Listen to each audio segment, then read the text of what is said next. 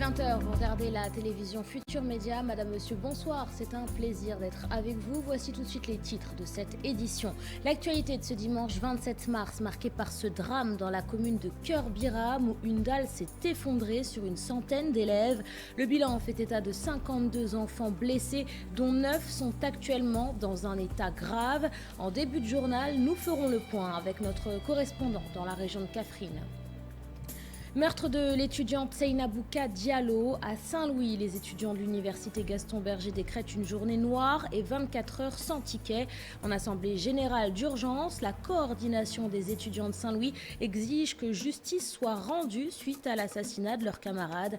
Toujours sous le choc, ils dénoncent le manque de sécurité sur le campus universitaire.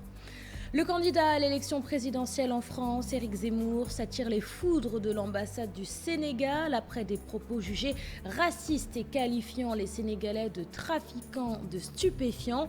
Ce dimanche, l'ambassadeur du Sénégal en France s'est exprimé à travers un communiqué dans lequel il condamne fermement les propos du candidat d'extrême droite. Elhadj Maguette s'est également exprimé dans un entretien téléphonique avec la rédaction. Sa réaction dans ce journal. Voilà pour les titres. Restez avec nous, le développement, c'est dans une poignée de secondes.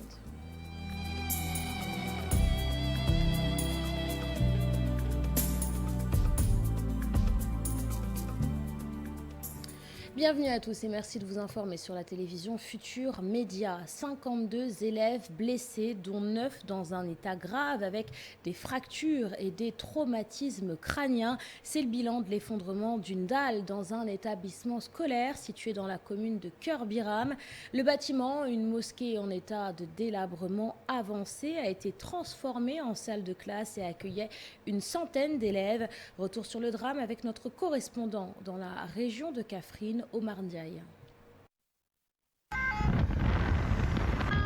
Des mains ou des bras fracturés, des blessures à la tête, c'est le bilan de l'accident qui s'est produit à Keur-Biram, où une dalle d'une salle de classe s'est affaissée sur des élèves faisant, entre autres, 9 blessés graves évacués à l'hôpital Thierno Birahim Ndao de Kaffrine. Madame Ndiaye Nyangambay, l'infirmière, les a accueillis. Nous avons reçu 9 patients avec des cas un peu gravataires. Il y a des traumas encéphalocrâniens, il y a des fractures. Il y a des fractures fermées comme des fractures ouvertes. Donc, c'est des enfants et leur âge varie de 5 à 10 ans. Nous sommes actuellement en train de faire les premiers soins. Le radiologue est venu. Il y a l'anesthésiste réanimateur qui est au bloc actuellement avec un de ses enfants.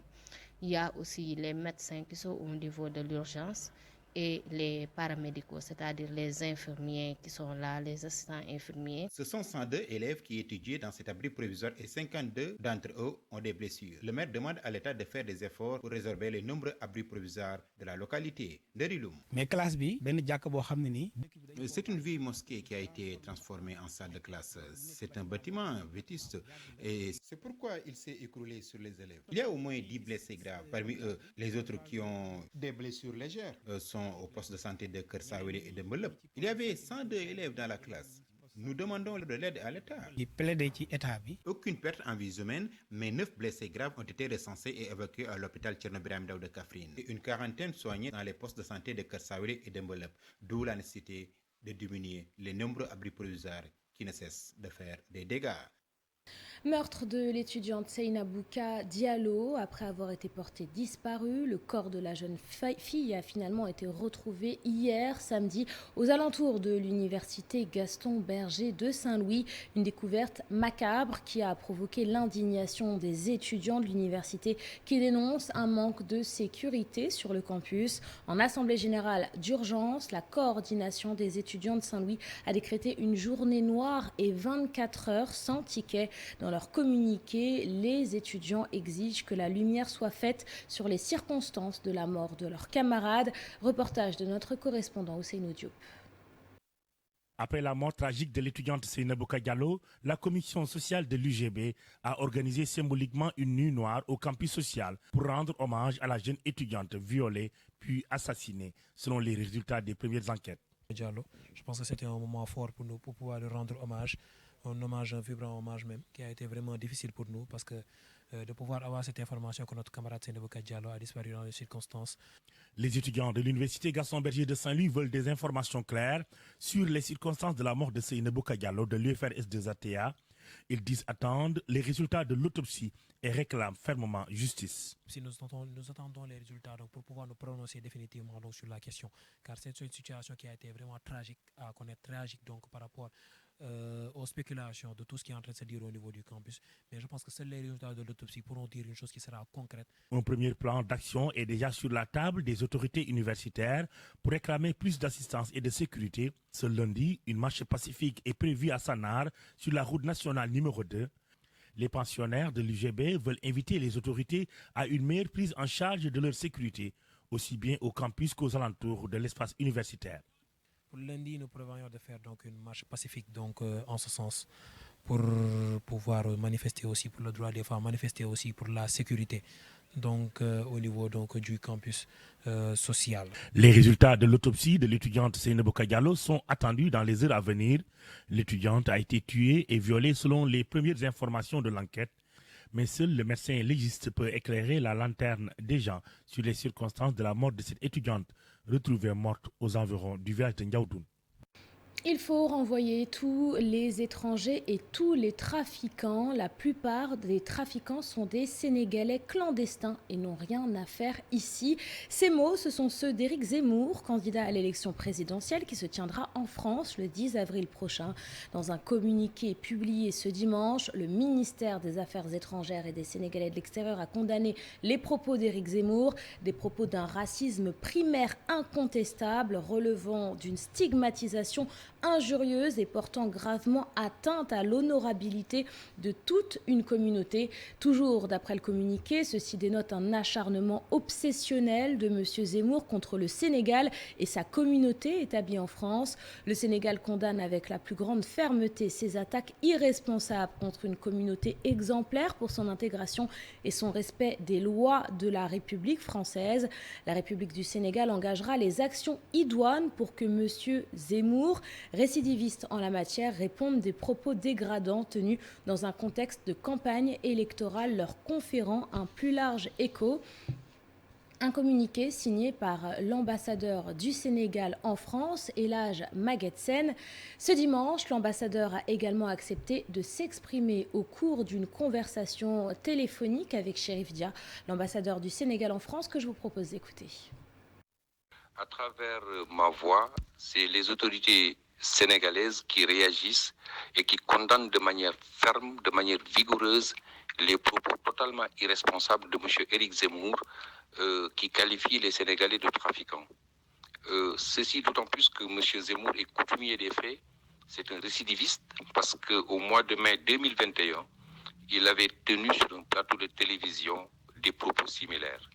C'est des propos qui ont un relent raciste, des propos que nous condamnons fermement, que nous dénonçons, et les autorités sénégalaises se réservent le droit d'entreprendre toutes les actions idoines, y compris les actions en justice contre ce monsieur et ses propos qu'il tient à l'encontre de la communauté sénégalaise, une communauté reconnue par ses efforts, reconnue par son intégration, reconnue par son respect des lois de la République française. C'est des propos irresponsables, des propos que nous condamnons et que nous dénonçons fermement. Éric Zemmour, candidat à l'élection présidentielle qui se tiendra en France le 10 avril prochain. Au Sénégal, élection législative du 31 juillet prochain, les femmes de la coalition Yewwi Askan Wi de Pikine-Ouest ne comptent pas jouer les seconds rôles. Hier, samedi, elles se sont rassemblées autour d'une conférence sur le thème des violences faites aux femmes et du rôle des femmes dans la société moderne. Ndeye Maguette Mbodj est la 4e adjointe au maire de Pikine-Ouest. Je vous propose de l'écouter. Elle est au micro d'Abdoulaye Anne. Donc la femme joue un rôle très important au niveau des élections. De ce fait, nous n'allons pas rester dans notre maison pour ne pas participer aux élections législatives. On va participer massivement et on va participer fort. Parce que la femme joue un rôle très important dans la société. Si on parle de femme, on parle de son engagement. Si on parle de femme, on parle de sa détermination. Si on parle des femmes aussi, on parle de leur travail aussi. Parce que les femmes, maintenant, à nos jours, les femmes ne restent pas sûrement dans les maisons, mais elles sont partout. Elles sont partout. Elles font beaucoup de travail. C'est pourquoi aujourd'hui, nous nous sommes engagés pour lutter contre cela. Nous sommes là pour lutter à toutes sortes de violences faites aux femmes. On ne va pas rester tranquille à regarder les gens faire des violences au niveau des femmes. Nous n'accepterons pas ça. Et puis tension au sein du parti présidentiel dans le département de Mbacké. Les membres du groupe La Reconnaissance dénoncent un mépris des leaders du parti. Un mépris qui les aurait d'ailleurs poussés à soutenir un candidat de l'opposition lors des dernières élections locales. Face à la presse, ces jeunes apéristes menacent d'adopter une position de défiance si le parti ne leur porte pas plus d'intérêt. Leur réaction dans ce reportage signé Pape Balagaï. Toute griffe d'or, le mouvement Reconnaissance du département de Mbacké continue de réclamer plus de considération dans l'Alliance pour la République. Après un boycott des locales, ils n'excluent pas de réitérer leur démarche pour la restructuration du parti à l'approche des législatives. Abdou Fattah Diop est le porte-parole du jour. Secrétaire national suñu parti su dee ñëwati fii ci département Mbacké dina xam ne am na ñu fi bàyyi ñoo xam. Lors de sa prochaine visite dans le département, le président Macky Sall saura qu'il ne nous a accordé aucun crédit et qu'il nous a abandonnés, ce qui est anormal. On va lui montrer qui nous sommes. Les locales en sont des preuves et nous n'allons pas abandonner la lutte. Le président Macky Sall saura de quel bois on se chauffe et qu'il comprenne que nous sommes toujours dans le parti. dina xam ne njabootu politique am toppatoowu leen ma am beneen appel boo xam ne maa ngi ko bëgg a lancer képp koo xam ne ñun ak ñoom ñoo ngi ko bëgg a lancer. Parti APR ñii toog fii ci ginnaaw génn ñu ko tey génn ñu ko ëllëg. Beaucoup de mots qui gangrènent alors le parti. Le mouvement Reconnaissance dénonce les détournements présumés des bourses sociales nouvellement dotées aux nécessités du département. En tout cas li leer mooy information boobu génn na fi démb ak bërki démb. C'est une information qui circule et nous voulons juste attirer l'attention des autorités.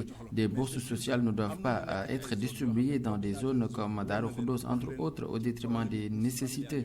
C'est ce que nous dénonçons. leen bépp bokk am na feneen fu ñu ko waroon jaarale fu dul ci ay zone loolu zone u Darou Khoudoss ñoom ñu détourné ko ñun lii la ñuy xeex. Plusieurs correspondances adressées sans succès, le mouvement Reconnaissance dénonce le mutisme des responsables et invite le président Macky Sall à recevoir ses militants du département de Mbacké en audience avant les prochaines législatives. Ndiaye Sapenda, un village situé dans l'arrondissement de Sagata Jolof, dans la région de Louga, créé il y a plus de 300 ans. La localité n'a jamais été développée et ses habitants vivent dans des conditions difficiles.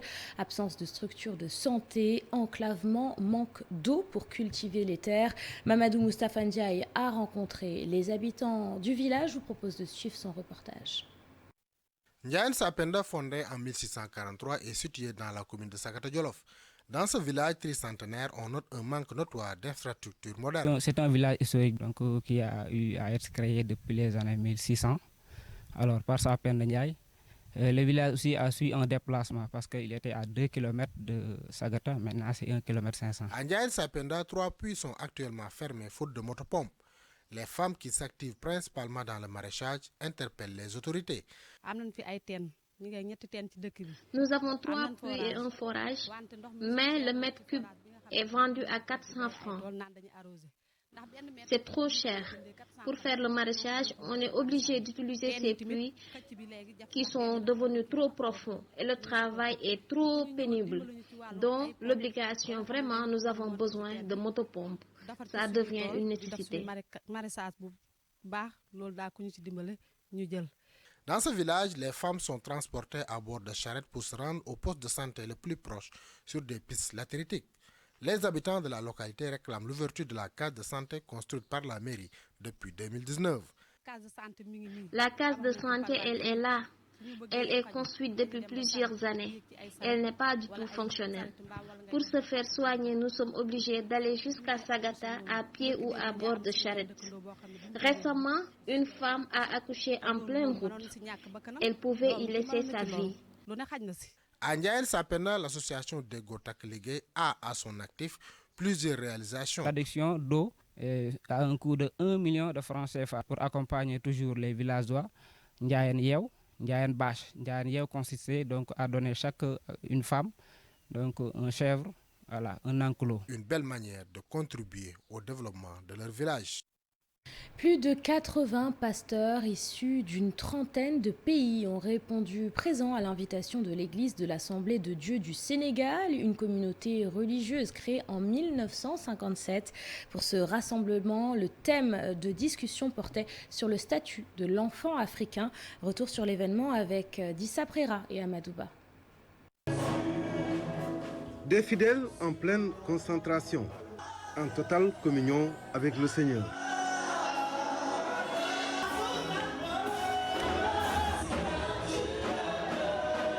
Ce dimanche, jour d'action de grâce, ils sont venus nombreux au menu de cette messe, louange et adoration.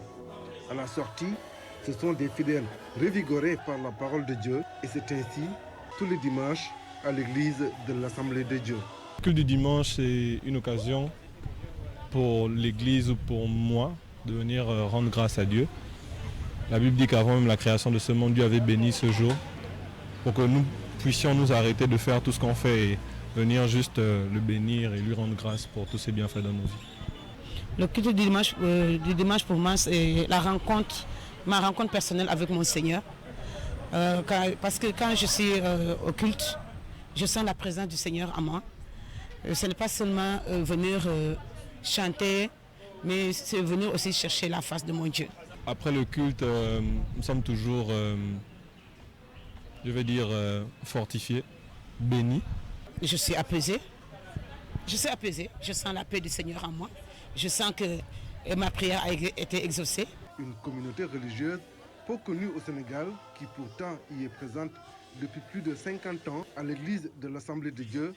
On observe strictement les préceptes édictés par la Sainte Bible. Les évangéliques, c'est une communauté chrétienne très attachée à la parole de Dieu, à la Bible. Très attachée à la Bible et très attachée à la vie de sanctification. Qui sont les chrétiens évangéliques? Nous sommes ici à l'église Bethel de Dakar, qui est une église locale des églises des Assemblées de Dieu du Sénégal. L'église des Assemblées de Dieu du Sénégal est implantée au Sénégal depuis 1957. Depuis 1957, donc avant les indépendances. Une des choses qui caractérise les chrétiens évangéliques, c'est que on ne fume pas, on ne boit pas l'alcool et on ne va pas dans les boîtes de nuit. C'est vraiment une vie de sanctification que nous menons, une vie attachée à la parole de Dieu. Une communauté où l'on retrouve de nombreux jeunes, des jeunes qui animent eux-mêmes les différents ministères. Et à cette frange, un message du pasteur Félix Biramandiaï.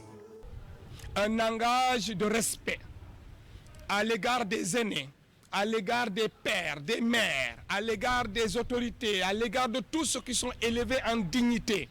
C'est cet appel que je lance aux chrétiens évangéliques, aux chrétiens sénégalais, d'avoir beaucoup d'égards pour tous ceux qui sont élevés en dignité. Face à la situation des enfants en Afrique et au Sénégal, l'église de l'Assemblée de Dieu organise une conférence des pasteurs. 80 participants venant de 30 pays y sont présents. Il y aura aussi One Hope pour redonner de l'espoir à l'enfant africain. Célébration ce dimanche 27 mars de la journée mondiale du théâtre. Cette année, l'événement n'aura pas été marquant au Sénégal alors que le pays compte de nombreux artistes. Pourquoi n'ont-ils pas célébré cette journée consacrée au 6e art? Cette non-célébration de la journée mondiale du théâtre doit-elle être prise comme un signal par le gouvernement et les institutions? Élément de réponse dans ce reportage, il est signé Pape Faraning.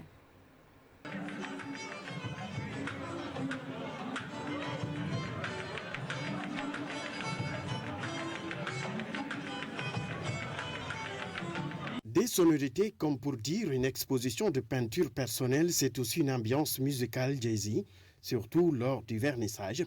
La peinture est assaisie en langage à part entière, trouvant sa forme dans la musicalité des choses, une belle trouvaille pour cet artiste qui veut rendre hommage à deux figures. Abdoulaye Ndoye, c'est un très grand artiste peintre, donc qui a formé... Journée mondiale du théâtre, c'est quand on parle de cet art loin des planches, Cette journée permet de faire le diagnostic pour mieux soutenir les comédiens. Le théâtre sénégalais, à qui la faute? Mais c'est à nous. C'est à nous les artistes comédiens. Il faut vraiment qu'on change. Il faut vraiment aussi qu'on se lève. Un acteur ne peut pas devenir un artiste comédien. Et un artiste comédien peut devenir un bon acteur. Surtout, luttons pour que le théâtre sénégalais aille de l'avant. C'est ça que je demande. Le théâtre a eu une note qui est par exemple les téléfilms et que les gens font la confusion entre téléfilm et théâtre, qui sont deux identités différentes. Donc même les artistes comédiens, la plupart d'entre eux vivent maintenant pour jouer des téléfilms parce que c'est plus bénéfique et c'est plus lucratif. Différentes questions sont soulevées par les acteurs. Au-delà du mélange des genres, le soutien des acteurs est toujours d'actualité. C'est-à-dire, on a vu que par exemple, pour le cinéma, un fonds a été dégagé qui s'appelle FOPICA, je crois. Et on voit maintenant que le cinéma est en train au moins de récolter des résultats positifs. Ensuite, on l'a fait avec la culture urbaine. Ça marche très bien. Donc, au niveau du théâtre aussi, nous souhaitons avoir un fonds. La journée mondiale du théâtre n'a pas été célébrée en grande pompe. Une responsabilité partagée. Voir à notre niveau ce qui a fait que l'information n'est pas parvenue aux médias pour faire par exemple la publicité ou autre truc. Mais à ma grande surprise aujourd'hui, je vois que la journée mondiale du théâtre se trouve dans l'agenda culturel de l'État. Et aujourd'hui, on me dit qu'il y a un grand combat de lutte. Donc, ce qui est un peu paradoxal. La recherche de solutions inspire plus d'un. Comment arriver aujourd'hui à redonner au théâtre sénégalais son lustre d'antan?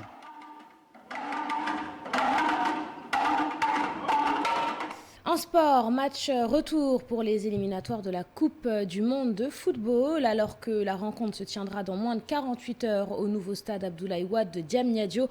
La vente de tickets pose problème. D'après les supporters sénégalais rencontrés par la rédaction, la Fédération sénégalaise de football n'est pas à la hauteur niveau organisation. Réaction dans ce reportage de Cher Diop et Youssou Baro. Mais vous voyez actuellement comment ça se passe ici. Nous sommes tellement fatigués à cause de ces billets. Ils devaient élargir les points de vente.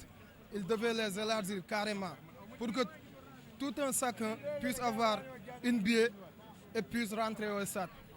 Diamniadio n'est pas ici. Diamniadio est un peu loin. Il faut être très courageux et accepter d'aimer son pays. Il y a aussi des revendeurs ici. Les revendeurs, ils nous demandent un billet de 3 000 francs à 10 000, ou bien des fois même à 12 000, des billets de 20 000, des billets de 10 000 à 20 000 francs, ou bien 30 000. Ça, c'est trop. Les points de vente sont tellement saturés, ils devaient les élargir, parce que il y a ici Diotali de Liberté 6, Diotali de Dieuppeul, et actuellement Stade Léopold. Et là-bas même, ça n'a pas encore commencé. Depuis ce matin, on est là, on est très fatigué. C'est honte ça. Man damay blâmer waa fédération bi ñoom ñi jaay ticket ay benn nit nga jaay ko deux tickets. La fédération là, c'est à cause de la fédération que les tickets sont chers là. Au lieu de vendre les tickets à une personne, 2 tickets seulement, mais il le donne beaucoup de tickets.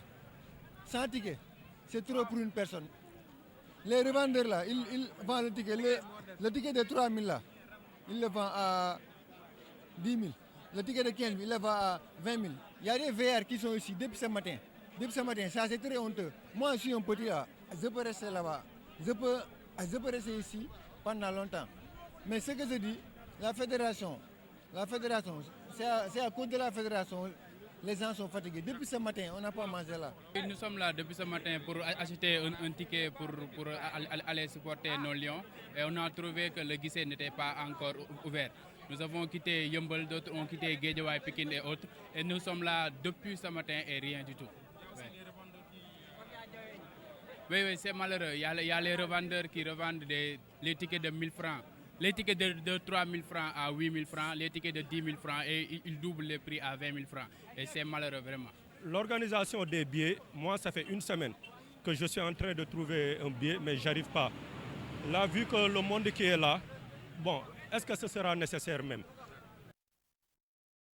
Pour Sénégal-Égypte qui se tiendra mardi prochain au nouveau stade Abdoulaye Wade de Diamniadio. C'est la fin de cette édition. Merci de l'avoir suivi. Merci de votre fidélité. Je vous souhaite de passer une excellente soirée en compagnie des programmes de la télévision Futur Média.